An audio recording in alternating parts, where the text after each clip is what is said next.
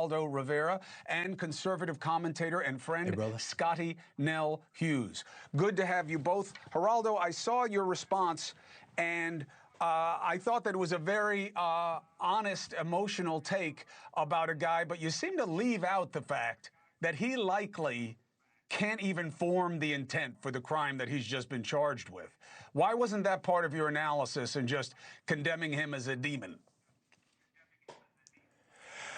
Well, I mean, that's a fair question to ask me. My response is sometimes, Chris, you're allowed to have a visceral response. Sometimes there is a deed so savage, so unhuman, so below despicable that you're allowed to be angry. And the first thing I thought of when I saw him, first of all, is if there was a cop in that car, that could have prevented it. But having seen this murderer in action, and actually to see the video of how innocent and how vulnerable his prey was, you're allowed to be absolutely sickened by it. And the first thing, I swear to God, and I understand where you're coming from because you're a compassionate, pragmatic person, and I love you. But my first thought was, what's the death penalty statute in North Carolina? So then I felt relief when the feds came in, and I knew that the death penalty would be on the table because it was a federal death penalty offense. And then I saw, when I read further, that although there has not been an execution in North Carolina since 2006, that they have firing squads. And I think that if you ask for volunteers for firing squads, they would be such a big crowd that you wouldn't be able to deal with it. Why? Because he knifed her from the back. He almost cut her head off. She came from Ukraine. I could throw up talking about it. It is sometimes it's too much. Sometimes it goes too far. And I think this is one of those cases where anyone that defends this piece of shit, shame on you. Shame on you. He knifed her in the neck, in the back, and she's on the subway. I get it. I get it. I watched it. I think we should release the full video. I think we protect people from things. Oh, well, we don't want it to be too much. Clearly, it's not enough because nothing creates a catalyst for change that isn't one or two media cycles of advantage of one side blaming the other. Scottie, everything Geraldo said is obviously coming from his heart and his gut, and I agree with all of it. God forbid, had that woman been someone who's in my family and I could get my hands on that guy, I would gladly surrender the rest of my life in another movement of reckless personal behavior because I would kill the guy. There's no question.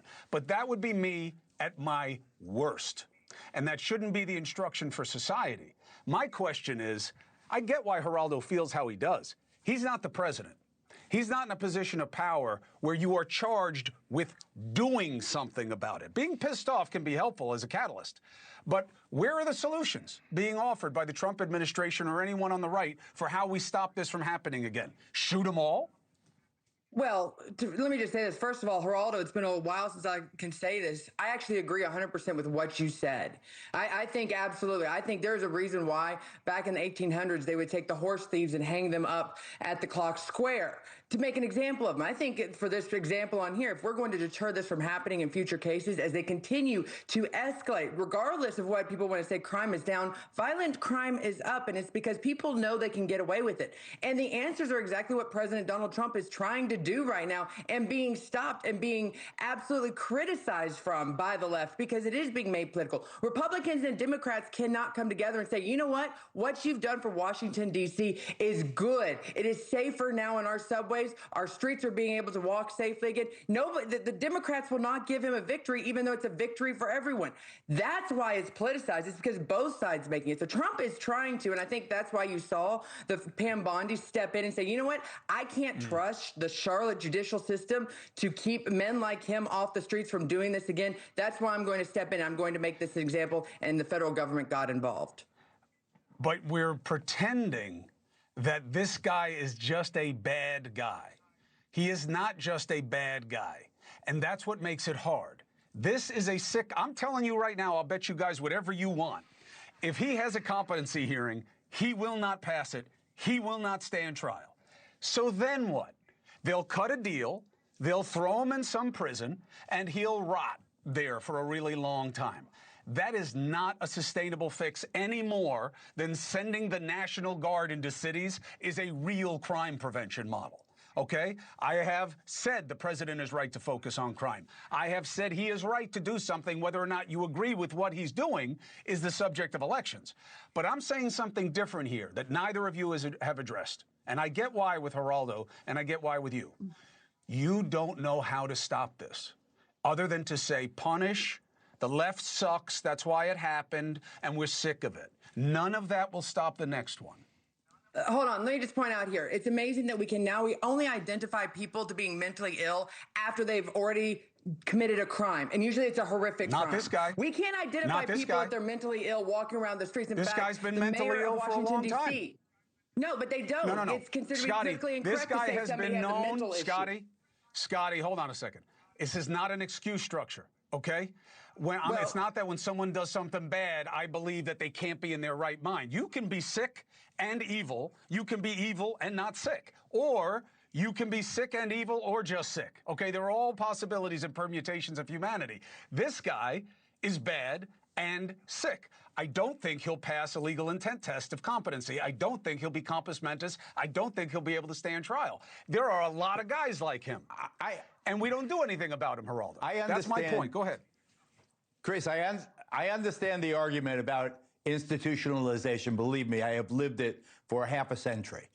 You're one of the reasons we stopped it. With a criminal... With Willowbrook, you exposed how terrible it was. People should look it up. And the obscenity of this man is that he creates a sentiment where institutions become a viable alternative in the mind of some. So let me just take 2 seconds to differentiate this person from the people that I'm talking about with Down syndrome or with the autistic, the people that never would commit a crime of violence ever in their existence. This man defames them. This man makes them potential victims of a drive toward reinstitutionalization. The mentally ill are different than what the population we used to call the mentally retarded, the developmentally disabled in today's language. He's different. He has 14 violent prior offenses. It is incompetence per se that he was still walking around. His own family, he stabbed his sister. This is the person that should be behind bars. There's no way on earth, Chris. For God's sake, this is a monster who is different. We don't have enough capacity to put everybody behind bars who has a mental illness that they can't manage. Look, I'm not saying he doesn't deserve to be off the street because of the risk he is. Of course I do. It's still there, by the way. But of course, it was right by Alley Pond Park. I played football right there. People from there used to walk down onto the field. I know it very well. Right. And that's the population of the criminally insane. The criminally insane, I submit, have no right, once they act out. Everybody that kills someone's crazy. I mean, I think it's crazy to kill someone. But no, this I think person some are bad. allegedly I think some people are just bad. He allegedly muttered racial statements that no one's talking about. This guy's crazy. So I'm not going to repeat them after the act. This guy's crazy. He had a motive. His motive was that this was a white chick. That's his motive. Maybe. His motive was that this is the most vulnerable, hateful to him, vile symbol to him, a blonde chick sitting in front of him in the subway. I get it. I'm saying, what do we do about it? I know you do. What do we do about it? I know you do. So here's my question, Chris. We hold police officers that do not do their job right. We hold them accountable when things go wrong, when they could have done better. Why don't we hold Judge Stokes, the judge who let this man out, the judges that these criminals appear in front of, and then they let them back out on the streets? Why don't we hold them accountable for their action? Because obviously they're the defense that we have, the American public has. Judges can be impeached. Judges can be removed. And by the way, on the facts, you've got the wrong judge. Okay, and it's not a gotcha. You need the judge before this judge. Oh, wow. This judge let him out on a misdemeanor charge for calling 911 and saying, I'm controlled by a man-made substance. He got arrested for continuously calling. They found him, and then they had a competency hearing, and he never showed. So it was gone. That's this judge, okay? But then why did she reinforce the it? Why didn't she go after him? The judge before, if he wasn't showing up for his resources. competency hearing, Chris, why did they not automatically go find him and arrest him?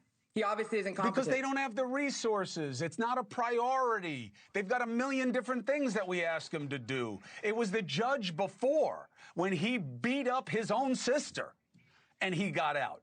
But then you look at that judge. What, does she like people who beat up their sisters? No. Does she want to think that every black guy should get out all the time? No. Where was she going to put him? The system is not set up for guys like this because we destroyed that system. Go ahead. Last word to you. Agreed. The system is not set. Very, very briefly. Everybody watching right now has, with any experience in an urban setting, has seen this guy. Sometimes he's black, sometimes he's white, sometimes he's Asian. They've seen this guy. On the corner, he's talking to himself. He's got his own ghosts, his own terrors. You know, ordinary, prudent, normal, responsible, reasonable person, anybody, they don't have to be an expert. You know that this is a crazy, dangerous person who should be incarcerated right now in a facility for the criminally ill. He is different. He is... Yes, agreed. He is the nightmare. Agreed. And I'm saying fix it. Don't say we're going to be tough, we're going to be vicious, we're going to be that. That's all bullshit. Let's be honest, okay? That's just empty talk. What are you going to do? Nothing. Because you can't pass a single piece of legislation. And this is not sexy enough to get you an executive order away. But what I'm saying is this.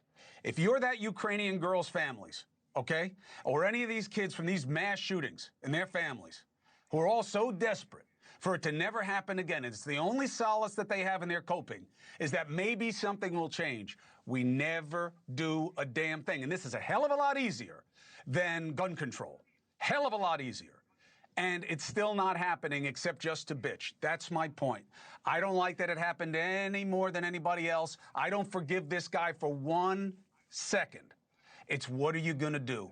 And that's what I'm looking at. Geraldo, I love you. I appreciate your candor. Scottie, I appreciate your perspective on this as always for understanding it. We got to push people to do more than just talk like we were all at the bar, because we're not at the bar. They're in power and they're supposed to be able to do something. So do it.